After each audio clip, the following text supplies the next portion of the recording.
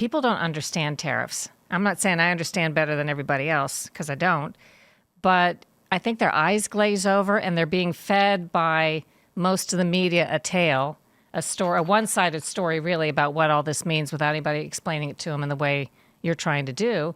And they're not getting a full picture of it. So they're going to associate anything bad that happens economically in the next month or so for sure with this threat of tariffs, when that may or may not be to blame for anything that happens. But all that matters is, I would probably say, September of 2026. That's all that matters.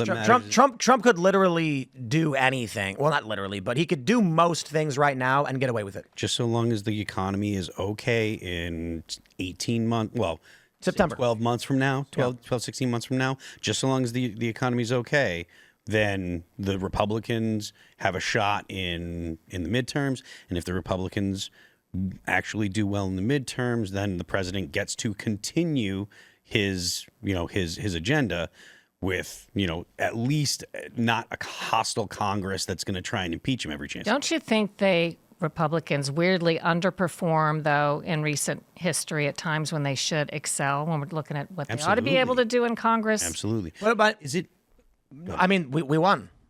So here, one issue people keep bringing up is the census issue that overcounted blue states in 2020. And that's going to get corrected in 2030. And we're going to see a massive shift in terms of electoral college votes and congressional seats. So it's going to get real interesting after 2030. So that midterm, I don't know if when the census actually kicks in for districts, but Ezra Klein basically lays it out. Bill Maher lays it out. Democrats, it's game over. They're never going to win again.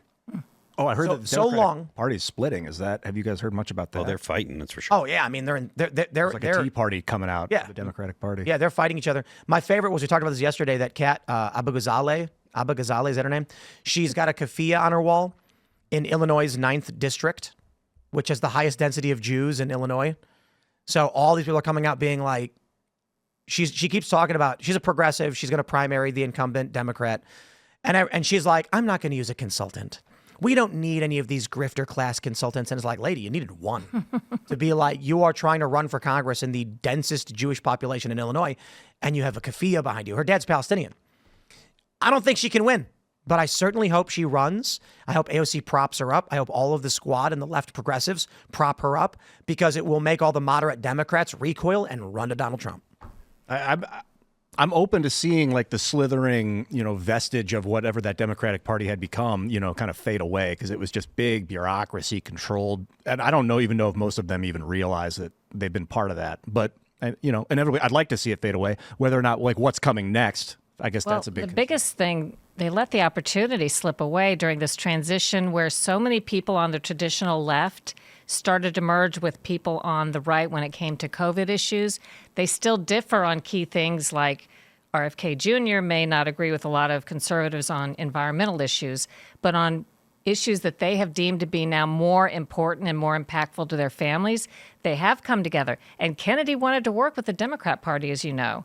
A lot of these Democrats who've broken away wanted to work with the Democratic Party and were rejected, or the fate might have been totally different if those forces had joined on the left instead of on the right. Do you think that that's going to be a phenomenon moving forward? Because we talk about the kind of the civil war that's happening in the Democrat Party between the actual progressives and the far left. And Tim was talking about some polling numbers that said the very far left and the 30% want to keep it what they're doing. Some think that the Democrats didn't go far enough, but there was a significant portion, probably a third, that thought that they went too far, and that was why they lost. Those people seem not ready to, come over to vote for Republicans yet, but with the historic unpopular situation that the Democrats have, is it your sense that that's going to be something moving forward? Or I think it's a problem for them. The doubling down, I mean, that's a legitimate position for some people to take, that this is our true purpose and this is what we ought to do.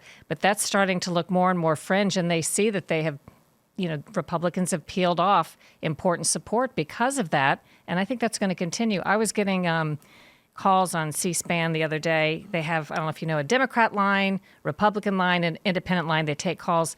The Democrats sounded like Republicans when they were calling in and asking about media issues and the things I cover with the health and science stuff, and everybody sounded like they were almost on the same page, and it was more on the middle or middle-leaning to conservative side, even these Democrats who were calling in. So I think that's a bad signal for the back in the Democrats. 80s, there used to be conservative Democrats, and there were Democrats that would actually be conservative, at least by their standards. I don't think that that's out of the question anymore, is it? Well, I just think they're feeling more and more alienated if they are. Yeah. I'm course serious. it is. I'm wondering if the Democrats that don't want to be associated with the far left are going to quit, or are they going to become did. like the blue dog Democrats like they used to be? Manchin quit. Joe Manchin. He's not the only one. Kristen Sinema is fairly into- moderate, and she didn't quit. No, she quit the Democratic Party. Did she quit the Democratic Party? Yes. Oh, I didn't. A long time ago. Yes, Really? Sinema. Was it like two years ago she quit? There's a desire to want to Bro, stay and Jeff help Van it. Drew quit. But like, If you're a Democrat and you are trying to be moderate in any way, you cannot win. You cannot win. They have super delegates. It's so crazy. Well, that that's they for can presidents. Yeah, override that's for and president. control their candidate. But that's for president. We're talking about everyone else. Thanks for checking out this clip from Timcast IRL. Make sure to watch the show live Monday through Friday at 8 p.m. Subscribe to this channel, and we will see you all there.